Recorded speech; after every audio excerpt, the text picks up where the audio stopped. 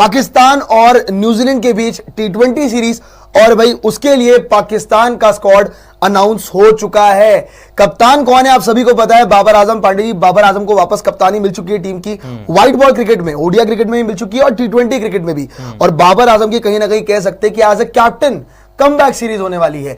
लेकिन जब squad announce हुआ तो सबकी आंखें खुली की खुली रह गई कि भाई ये कैसे हो गया, किसी ने एक्सपेक्टेशन इसकी लगाई नहीं थी। देखिए कुछ खिलाड़ी थे, हालांकि उन्होंने रिटायरमेंट वापस ले ली थी, लेकिन बातें ये चल रही थी कि बाबर आजम की तो उन खिलाड़ियों से बनती ही नहीं, तो वो टीम में कैसे आ सकते हैं, उनका आना अब शायद मुश्किल हो जाएगा। लेकिन जब प्लेयर की क्वालिटी दिखती है ना, तो ये आपसी मतभेद सॉल्व हो जाते हैं, क्योंकि आपको पता होता है कि अगर आपको चैंपियन बनना है तो उन खिलाड़ियों का होना बहुत ज्यादा जरूरी है। आपको बता दें कि इस स्क्वाड में किन किन खिलाड़ियों के कमबैक हो रही है। मोहम्मद आमिर जो 2017 में चैंपियंस ट्रॉफी के स्टार रहे थे, खासकर अगर मैं बात करूं चैंपियंस ट्रॉफी फाइनल के स्टार रहे थे, उनकी टीम में एक बार फिर कमबैक हो चुकी है। क्योंकि इस वक्त जो पाकिस्तान के सेटअप में जितने भी प्लेयर्स थे उनसे बेहतर गेंदबाजी करके दिखाई मोहम्मद आमिर ने पीएसएल में।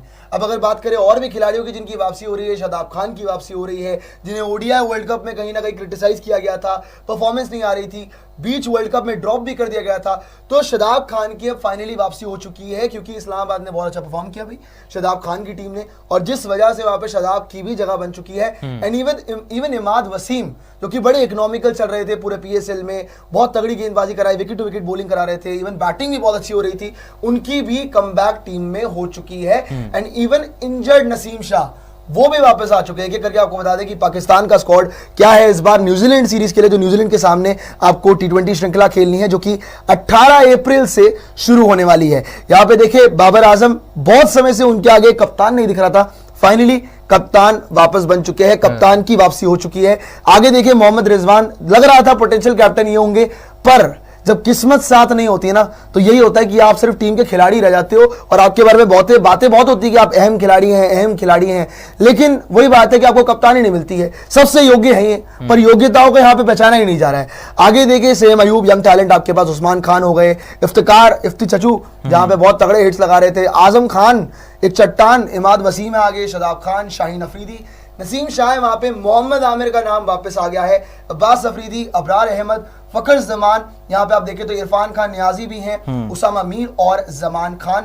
रिजर्व में वहां पे हसीबुल्लाह का नाम है, मोहम्मद अली, आगा सलमान, साहिबजादा फरहान और मोहम्मद वसीम जूनियर। लेकिन पांडे जी सबसे बड़ी बात यह है कि जो हम कुछ समय में देख रहे थे, देखिए पीएसएल की परफॉर्मेंस, उसके बारे में भी बात करेंगे, इन सभी प्लेयर्स की जिन्होंने वापसी करी, जैसे कि मोहम्मद आमिर, शादाब खान, फिर इमाद वसीम की बात करेंगे। लेकिन उससे पहले बड़ी बात यह है कि कप्तान बने बाबर आजम। अब बाबर आजम कप्तान बन गए, लेकिन सबसे बड़ा डाउट तो पांडे जी ये था कि बाबर, जिनकी मोहम्मद आमिर से रिसेंटली बनते हुए नहीं दिखती थी, मोहम्मद आमिर जो कि अलग अलग क्रिकेटिंग शोज में जाके स्टेटमेंट्स देते थे बाबर आजम को लेके, बाबर आजम की फुल ऑन क्रिटिसिज्म करते थे, जहां पे हर बार जब भी उनसे कुछ सवाल पूछा जाता था तो बाबर आजम को कभी चुनते ही नहीं थे कि मैंने चुनना ही नहीं बाबर आजम को। लेकिन आज जब जरूरत आई टी20 वर्ल्ड कप की, जब जरूरत आई टी20 वर्ल्ड कप से, जो आपकी ये पहले श्रृंखला होने वाली बड़ी अहम श्रृंखला क्योंकि न्यूजीलैंड के खिलाफ आप खेलने वाले हैं, वहां पे आपने एक बार फिर से अपने पुराने खिलाड़ियों को पुकार लगाई कि जी आप वापस आ जाइए।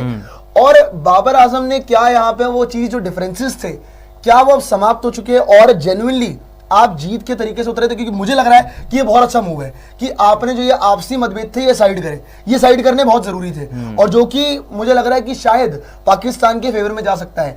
बट अब बाबर आजम के लिए कठिन चॉइस, शाहीन शाह अफरीदी या मोहम्मद आमिर, क्या करेंगे? नहीं, दोनों भी एक साथ खेल सकते हैं, लेकिन सबसे बड़ी बात यह है कि मोहम्मद आमिर का आना या इमाद वसीम का आना, ये जब रिटायरमेंट वापस ली थी तब से एक संकेत था कि कहीं ना कहीं ये वापसी कर सकते हैं। बस पॉइंट बस यहां फंसा हुआ था कि क्या बाबर आजम की कप्तानी में आएंगे नहीं आएंगे। अब बाबर आजम भी भाई मरता क्या ना करता वाली बात है। मैंने पहले भी बताया कि इस समय पे पाकिस्तान की बॉलिंग अगर आप देखो, शाहीन शाह अफरीदी जिस तरीके से पीएसएल में परफॉर्मेंस रही है, कप्तानी भी चली गई, और कोई भी आ रहा था, कोई भी बैटर आ रहा था उनको ठोक कर चला जा रहा था, छक्के चौकों की बारिश करवा दी थी। Haris Rauf the run machine T20 cricket, तो वो तो उस बेसिस पे कहीं से कॉन्फिडेंस देते नहीं है इस समय पे कि पाकिस्तान की टीम के लिए ये दोनों अगर लीड करेंगे बॉलिंग अटैक को, तो आपको पता ही है फिर कि पाकिस्तान का क्या होने वाला है, तबाही लिखी हुई है। तो इसीलिए कहीं ना कहीं अब आप देखना होता है आपको, बतौर कप्तान भी देखो कभी कभार ईगो को भी साइड रखना पड़ता है। अगर आप टीम के कप्तान बने, और बाय द वे हटने के बाद बने हैं, 3 महीने का गैप रहा, उसके बाद वापसी आपको वापस कप्तानी दिलवा दी। वैसे तो समझ में नहीं आता मैनेजमेंट का इनके, वहां पे हर दूसरे तीसरे महीने में चेंजेस हो जाते हैं। वहां पे बाबर को फिर से कप्तानी दे दी गई है, डिपेंड करता है कि किस तरीके से करेंगे, क्योंकि इन्होंने जब कप्तानी की है तो कैसा कोई झंडे तो गाड़ा है नहीं पाकिस्तान ने आईसीसी इवेंट में।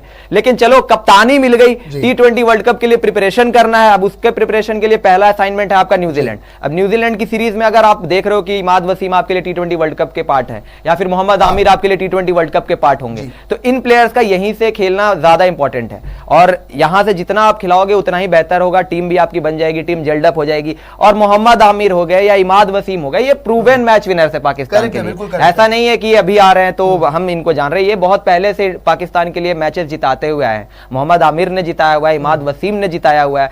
इनफैक्ट शादाब ने जिस तरीके से पीएसएल में परफॉर्मेंस कर दी थी, जहां पर हमने देखा था कि बल्ले के साथ वो लगातार ऊपर से आ रहे थे, अपने आप को प्रमोट भी कर रहे थे, वहां पे रन्स बना रहे थे, बॉलिंग से भी जब आ रहे थे विकेट्स निकाल रहे थे, तो ये तीनों ही रेड हॉट फॉर्म में चल रहे थे पीएसएल के अंदर। ऐसे में बतौर कप्तान अगर आप किसी टीम के पार्ट हो तो आप ऐसे ही प्लेयर्स को ढूंढते हो जो इस समय पे शानदार फॉर्म में चल रहा है, और अगर उसके साथ एक्सपीरियंस भी आपको मिलता है तो इससे बेटर और क्या हो सकता है। सोने पर सुहागा वाली बात है कि आपको ऐसे प्लेयर्स मिल रहे हैं जो एक तो एक्सपीरियंस लेकर आ रहे हैं, आपके पास प्रूवन मैच विनर है वो, और साथ ही साथ उनके पीछे फॉर्म लगा हुआ है, तो ऐसे प्लेयर आपको चाहिए। बात रही कि बाबर आजम का ईगो शाहीन के, आपका आमिर के साथ या इमाद वसीम के साथ, ये थोड़ा सा आपको साइड कभी ना कभी रखना पड़ता है, बिकॉज आप टीम के कप्तान भी हो। आप पर्सनल ग्रजेस जो भी है वो आपके लेवल पे होना चाहिए, लेकिन अगर आपको टीम को लड़ाना है, और वैसे भी बाबर आजम को जब से कप्तानी दी है तो दो तरह की राय चल रही है कि क्या बाबर को कप्तानी देना सही था, क्या बाबर को कप्तानी देना सही नहीं था। क्योंकि शाहिद अफरीदी का भी स्टेटमेंट आया था जब कप्तान बने थे वापस कि उनको उनके हिसाब से अगर कोई चेंजेस होना चाहिए था तो रिजवान को बनाना चाहिए था कप्तान, क्योंकि वो वाइस कैप्टन थे। लेकिन बाबर को कप्तानी दे दी क्योंकि पीसीबी के जो नए चेयरमैन है वो बाबर आजम से उनके थोड़ा से ताल्लुकात जो है वो काफी बेहतर है।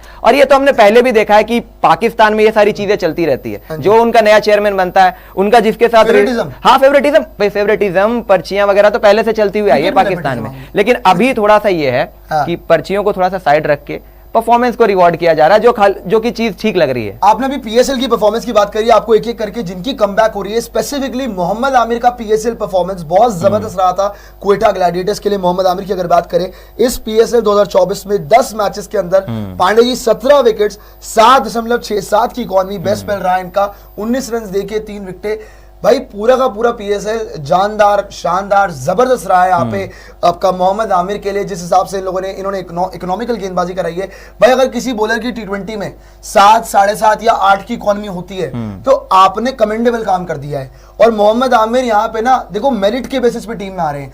जब खिलाड़ी कोई मेरिट के बेसिस पे टीम में आता है ना कहीं आपको बेहतर लगता है। याद कीजिए जब मोहम्मद आमिर की खबर आई थी कि उन्होंने अपनी रिटायरमेंट वापस ले ली है, इमाद वसीम ने जब रिटायरमेंट वापस ले ली है, तो सबके मन में यही सवाल आया था कि T20 वर्ल्ड कप से जस्ट पहले ये हो रहा है। देखो मुझे पर्सनली क्या लग रहा है कि पीएसएल के दौरान ही जिस हिसाब से हमने देखा है कि ये कन्वे कर दिया होगा मोहम्मद आमिर को एंड इवन इमाद वसीम को कि शायद आपको हम T20 वर्ल्ड कप में देख रहे हैं। सीधी सी बात है, अब किसी की मनमानी नहीं चल रही है। यहाँ पे पाकिस्तान है, पाकिस्तान क्रिकेट किसी की जागीर नहीं है भाई, सीधी सी बात है। अब शायद मेरे को लग रहा है कि ये रिजल्ट्स को फोकस कर रहे हैं। देखो अगर ये टीम लेके जा रहे हैं, अब अगर ये हारे ना, अगर ये आगे देखो अभी न्यूजीलैंड सीरीज है, इसके बाद T20 वर्ल्ड कप में भी कुछ ना कुछ ऐसे ही चयन होने वाले हैं आपके, तो उसके बाद अगर आप हारते हो तो कोई मलाल नहीं रहेगा। देखो मलाल क्या होता है ना कि आप एक परफेक्ट स्क्वाड यहाँ पे बना के जा रहे हो। अगर आप ले जाते शाहीन शाह अफरीदी, आप लेके जाते वही पुराने नामों को बैक करते, तो फिर कहता कि मैं यार आपने वही स्ट्रेटेजी लगा दी, आप जीतने के लिए जा ही नहीं रहे हो। कम से कम आपने कोशिश की है। मोहम्मद आमिर के स्टैट्स मैंने आपको बताया, इमाद वसीम के स्टैट्स की बात करें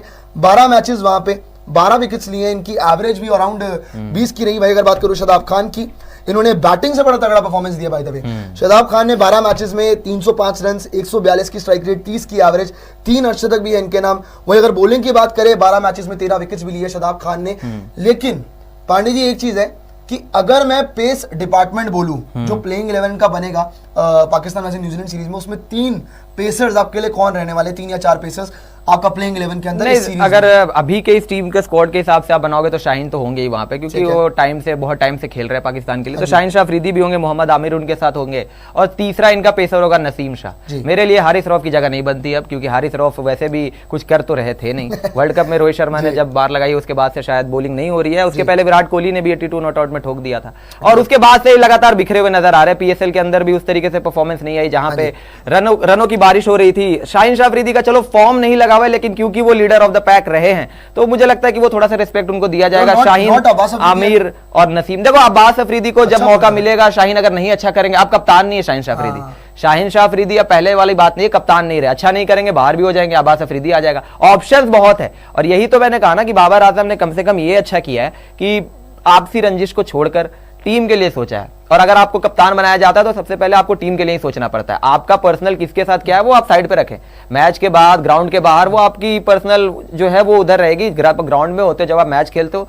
तो आपको देखना पड़ता है कि आपको कौन से प्लेयर ऐसे हैं जो टीम को जिता सकते हैं, आपके लिए परफॉर्मेंस करके दे सकते हैं, और इन्हीं नामों को उन्होंने लिया। एक और बड़ी सरप्राइजिंग इसमें मैं देख रहा हूं नाम, हालांकि थोड़ा सा इस पे क्लियरिटी चाहूंगा कि उस्मान खान, बिकॉज कुछ दिनों पहले ये खबर आ रही थी कि ये यूएई से खेलते हैं, यूएई में मतलब यूएई के लिए उन्होंने काफी टाइम खेला था, पीएसएल में बड़ी अच्छी परफॉर्मेंस थी, लेकिन कुछ दिनों पहले एक और खबर आई थी कि बैन भी लगा था इनके ऊपर, कुछ अपना ILT20 में कुछ उन्होंने कुछ हरकतें की थी, उसकी वजह से कुछ प्रतिबंध लगा दिया गया था। ECB ने वहां पे, एमिरेट्स क्रिकेट बोर्ड ने एक बैन लगाया था, लेकिन पाकिस्तान के लिए खेलने के लिए एलिजिबल हो गए हैं। तो उस्मान खान का भी नाम भाई इसमें शामिल कर लिया गया। तो आप ये देखो कि बॉलिंग फ्रंट पे आप यहाँ पे आमिर को लेकर आना, उसके बाद इमाद वसीम को लेकर आना एज एन ऑलराउंडर, शादाब को लेकर आना as an allrounder, Usman Khan भाई इन्होंने आग लगाई थी, इस बंदे ने आग लगाई थी पीएसएल के अंदर। मुल्तान सुल्तान्स के लिए खेलते हुए 200 लगाया था, एक 96 ऑड लगाया था, हर मैच में परफॉर्मेंस कर रहा था। और अगर ये भी एलिजिबल हो चुके हैं पाकिस्तान के लिए खेलने के लिए तो भाई ये टीम देखो ऑन पेपर तो मैं कहूंगा कि बैटिंग वाइज थोड़ी सी बेटर ही की है इन्होंने, बैटिंग से भी कर लिया, 2-3 ऑलराउंडर्स को लेकर आ गए हैं, बॉलर भी लेकर आ गए हैं। अब यही है कि इनके पास जितने मैचेस बचे हुए उसमें ये तैयारी करेंगे, T20 वर्ल्ड कप के लिए प्रिपेयर करेंगे। अभी तो न्यूजीलैंड की जो साइड आ रही है आपको ही पता है, बी साइड ही है एक तरीके से, क्योंकि सारे बड़े इनके मेन प्लेयर्स तो यहाँ IPL खेल रहे हैं। माइकल ब्रेसवेल की कप्तानी में वो टीम आएगी, वह इनके लिए प्रैक्टिस की बात होगी। इनको तो जीतना चाहिए, इनको तो न्यूजीलैंड को पाकिस्तान जाकर खेलना, इनको क्लीन स्वीप करना चाहिए इस टीम के साथ। नहीं एब्सोल्युटली, आपने बॉलिंग की बात करी, देखो इस वक्त पाकिस्तान का सबसे स्ट्रॉन्ग पॉइंट जो लग रहा है ना वो बॉलिंग है। इवन रिजर्व्स में भी मैं एक नाम देख रहा हूँ, मोहम्मद अली, मुझे लग रहा है कि स्क्वाड में होता है बट लेकिन आप पुराने प्लेयर्स को वापस लेके आए गए हो, जो कि बहुत अच्छी बात है। अब देखते हैं भाई कि इनकी कमबैक से, वहां पे मोहम्मद आमिर की कमबैक से, शादाब खान की कमबैक से, या फिर कह सकते हैं कि इमाद वसीम ने जो कमबैक की है, नसीम शाह वापस आ चुके हैं, Babar Azam as a captain क्या अपने फॉर्म को कंटिन्यू कर पाएंगे? जो अर्धशतक, जो शतक आ रहे थे, जो स्ट्राइक रेट अप हुई थी, क्या वो कप्तानी का प्रेशर वो खा नहीं जाएगी? हो सकता है खा जाए, लेकिन मैं चाहता हूं कि बाबर आजम कप्तानी से भी अच्छा करे। देखो स्क्वाड चुनने में तो अभी तक अच्छा करा है, अभी अगर मैं स्क्वाड को नंबर दूं तो मेरे हिसाब से भाई बाबर आजम को इस वक्त 10 में से 9 नंबर है, क्योंकि बहुत अच्छा स्क्वाड बनाया आपने। इस वक्त आपने मेरिट को चांस दिया है, ऐसा नहीं कि फालतू के पर्ची प्लेयर खिला लिए जो कि आप पहले खिलाते थे। अब आपने जेन्युइनली देखो पांडे जी, होता पता क्या है कि जब एक इंसान से पावर चली जाती है ना तब उसको पावर का महत्व समझ आता है कि मुझे क्या क्या पेश करनी चाहिए थी जो मेरी पावर के लिए अच्छा था। अब अपनी पावर को सही से इस्तेमाल किया है, लेकिन आपको जाने से पहले स्केड्यूल बता देते हैं कि इस सीरीज के लिए स्केड्यूल किस हिसाब से है। सबसे पहले T20 की बात करें तो वो रावलपिंडी में खेला जाएगा आपका 18 अप्रैल को शाम 7:30 बजे। दूसरा T20 भी रावलपिंडी के अंदर है, तीसरा भी रावलपिंडी में है 21 अप्रैल को। फिर चौथा T20 लाहौर में होगा जो कि आपका 25 अप्रैल को खेला जाएगा, और 27 अप्रैल को पांचवा यानी आखिरी T20 खेला जाएगा लाहौर में। और बड़ा मजा आने वाला है इस श्रृंखला में, 5 मैचों की T20 सीरीज।